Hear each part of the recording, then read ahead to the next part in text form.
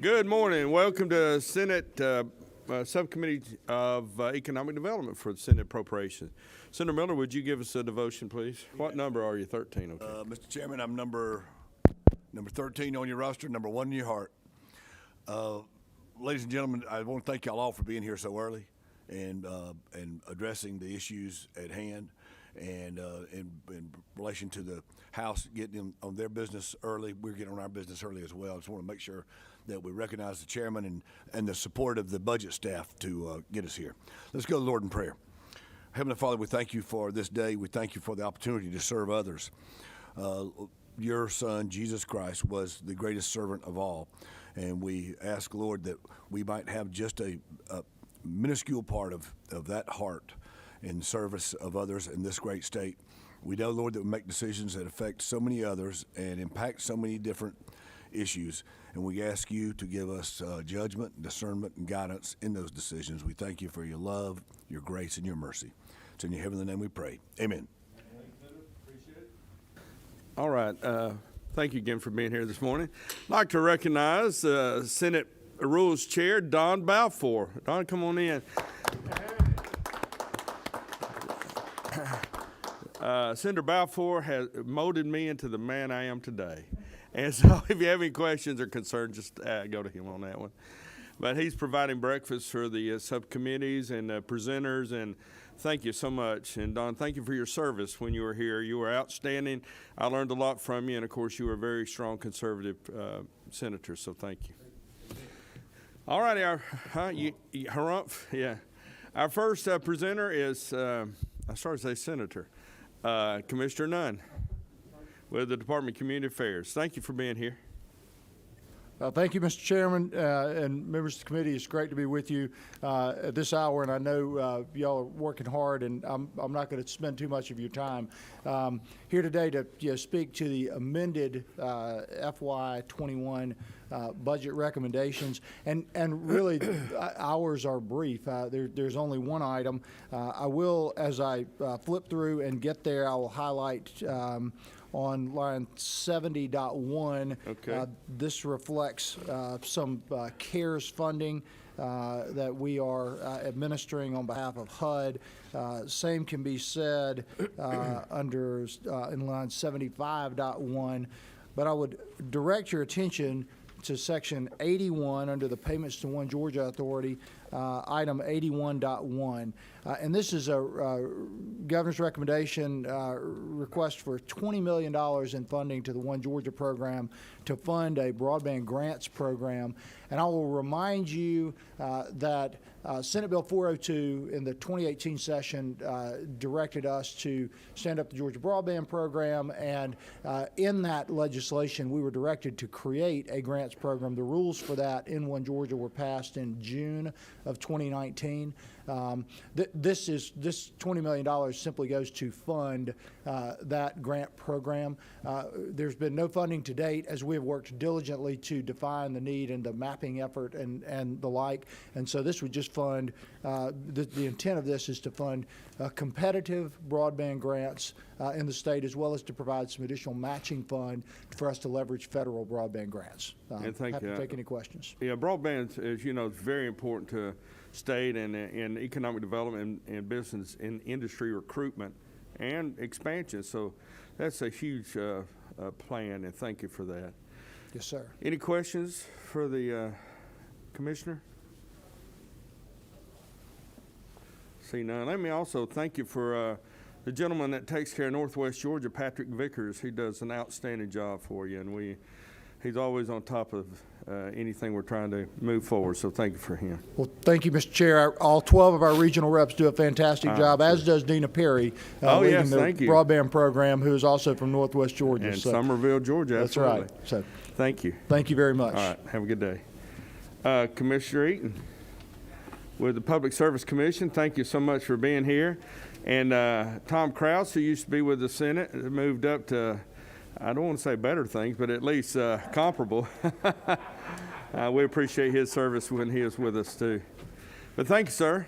I appreciate all you're doing. Thank you, Mr. Chairman. Our congratulations to Commissioner Shaw and Commissioner McDonough for returning. Yes, yeah, they were the highlights of the election. All right, tell us where we are.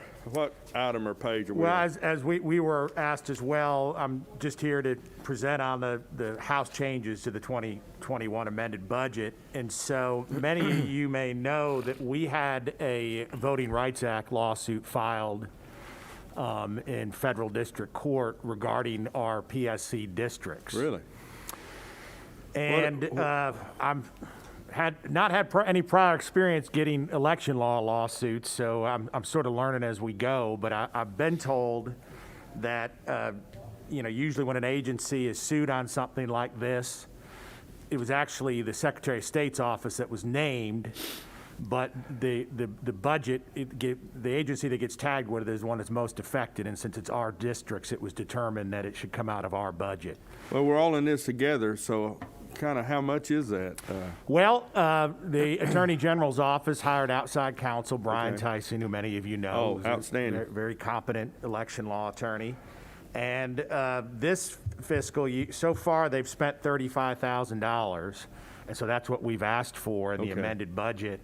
And his best guess is going forward with it over, I think, the next 12 to 18 months, $100,000 is what he's estimating. And so Now, what can I ask what their claim is? their claim is when you have a multi-member statewide body like this, that there's been similar claims made on a county commission level, city council level. When you elect them all statewide, it doesn't give the proper minority representation that it would if you were electing them within their districts. So that's it in a nutshell. Okay. And that's the only variation Okay. right there. Is there any questions? Anybody, senators? Any questions? Y'all not very inquisitive today, huh? Yeah, Senator Miller? What all was that estimated cost cover? Does that cover the initial legal fees? And does that estimate include if there happens to be an appeal, or does that include any I don't- estimates of damages or compensation that might be found? It's definitely not an estimate of damages and compensation, and I can get you the rest of the information. I don't believe it covers a possible appeal. From my conversation with Mr. Tyson, it would just be the case at hand in the district court, so. Right. So. Any other questions? No, I just throw that out just so we feel like you had a question. Thank you very much. Well, I'm just glad. Mr. Chairman, do you have anything? Okay. Thank you so much, and tell your group that we're available to them at any time. We can be of service. Thank you very much. All right. Appreciate Thanks, the work sir. you all do. And again, we have breakfast for you in a little mess, so please enjoy. I may take you up on that. Yeah. Thank you. All right, we're glad to have our friends online with us here, and I have a face for radio, so please excuse me. John, how are you doing? Good morning, Mr. Chairman. I am fine. You're looking well. I'm glad all is going well, and welcome and good morning to the committee, and thank you for allowing us to meet with you virtually. Well, I'm just On glad you this got that lovely bulldog Friday. thing up. I'm glad you have the bulldog thing up behind you. That's at least a Yeah. positive. There you go. We're representing Georgia. That's where my son went. So we have a lot of Georgia paraphernalia here. So with me today, though, as well, is Mark Choronsky, and he is our new Deputy Commissioner for Tourism, and we are extremely excited to have yeah, Mark good. with us joining our team. He has a lot of private experience, so we couldn't ask for a better person to head up our new tourism initiatives for this year. Well, as you know, we have our Economic Development Tourism Chair here, Bruce Yes. Thompson, so he's paying awful close attention. Great. Thank you, sir. So our budget starts on page 9. We are in the 120s, 124.100. There really are no changes to the amended budget, with the exception of our tourism division. Those are down at 132.1. Different page. And I'm going to let Mark talk about those, but just to go over our department overall. It's on page, excuse me, John, page 14. Mine is Yeah, I different? mean, it starts page 9, but tourism, 9. yes, sir, it's Okay. page 14. Okay, so the only two changes that we have to our budget are the two ads in tourism for the amended budget. One is $1 million for marketing, and the second one is $24,000 for the Georgia Historical Society. And that they, if you know, they're down in the Savannah area, Yes. and they're responsible for a lot of the market programs around the state. So they're refunding some of their cut, and they're putting back $24,000. That's insignificant. Before Mark jumps in, just want to talk about, I think we've done a really good job. Commissioner Wilson is really, and the legislature's helped us, and the governor's office, and putting us in a good direction this year, dealing with the pandemic. We have a lot of successes in our department. The global commerce team is really setting records right now. I mean, we're crossing over already 16,000 jobs and over $6 billion in investment for the first half of the year. So we're really doing well with that. And then the other big thing is, as you know, sir, small business is a key part to the state's success. And when you look at some of those areas in our department, like the arts program and the small minority business and tourism, even film to some extent, a lot of that all ties around small business. And a lot of times people don't see it that way. They look at it as tourism, but it really is small business. You go up in your neck of the woods, the shops that are on the main streets and things like that. Those are all what really pushes this great state forward. So it really is important that we recognize that. And, those are the areas that are probably hurting, as the commissioner says, in tourism, the big thing is, heads in beds. And people are out there moving around the state and visiting some of these communities, but we're still not getting that overnight stay. And, hopefully with our new program that Mark will go over, we'll be able to raise that. Bless you. But we've been fortunate. The market is coming back a little bit, and we're doing well with that.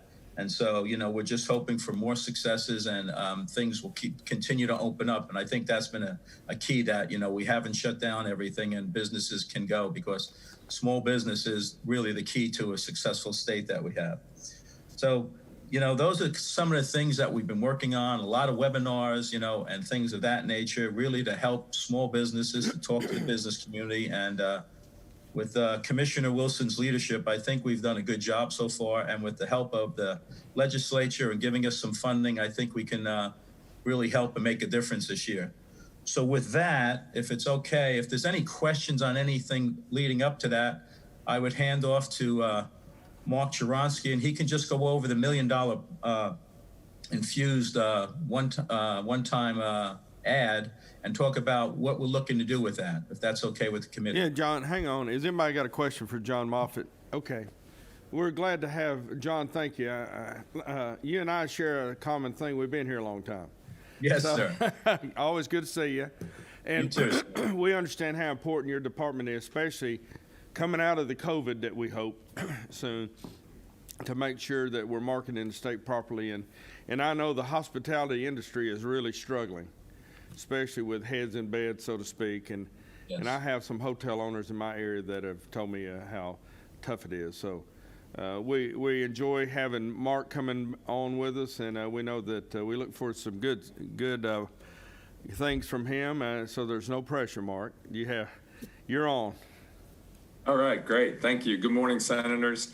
Thank you, John, for the introduction. The committee knows, as you mentioned, how hard hospitality and leisure business has been hit. Just to add a little detail to that, from the start of the pandemic, our $69 billion tourism economy has lost over $12 billion in less than the last 12 months. State and local taxes have been affected to the downside of $642 million, and over 53,000 jobs have been lost in the leisure and hospitality industry. I think from what I understand, if we look at our state labor market, if it weren't for the leisure and hospitality positions, we would be faring pretty well from an employment standpoint. So as you mentioned, vaccines are right around the corner. The optimism when we do consumer market research and we talk to travelers and look at what's happening across the nation, there is more desire and pent-up demand to travel in this spring and summer. I don't know about spring, but certainly summer and later into the fall as these vaccines take place.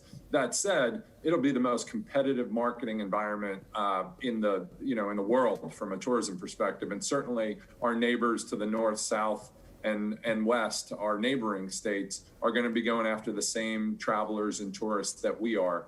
So we appreciate the leadership and the commitment from Governor Brian Kemp allocating that $1 million. And what we plan to do with it is to take at least 50% of it. And we're working through the matching grant guidelines right now. But as you all probably well know, that the local tourism groups in your communities, they work off of the hotel tax.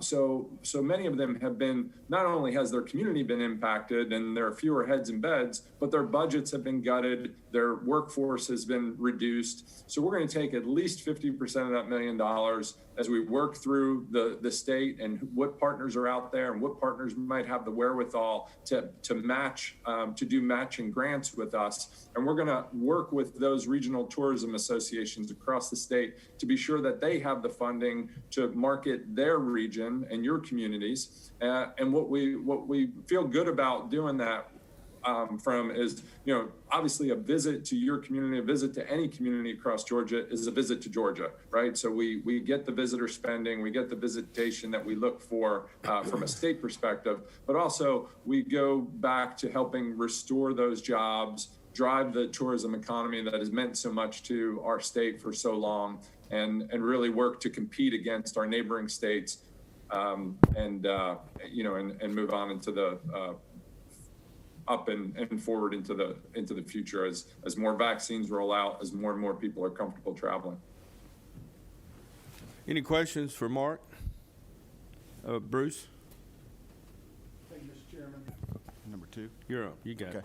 Mark, it's good to see you this morning. I appreciate you meeting with me and sharing the $1 million on how we might stretch that out by doing matching funds. As we talked about what that means to just the District 14 up there with Lake Point, that's a prime example of what's happened when you decimate the ability for families to travel. When you're looking at millions of people that used to come to that campus, it's just now starting to claw back. And those people come, they spend money not only in the restaurants, but in the hotels, and then they go into the local shops. And you start asking some of these shop owners, and they're looking for these visitors. So I appreciate you and the commissioner and others' commitment to get people back into our state and spending money. Thank you, sir. Well Great to see you said. this morning. Any other questions? Okay. Mark, thank you so much. And again, we understand how important tourism is for our economy. So let us know how we can be of service. Thank you. All right. Anybody else? Any comment for the good of the order? Okay. Well, gentlemen, ladies, we have breakfast served in the little mess for staff and the presenters and the members, so please make yourself at home. If there's not anything else, we're adjourned.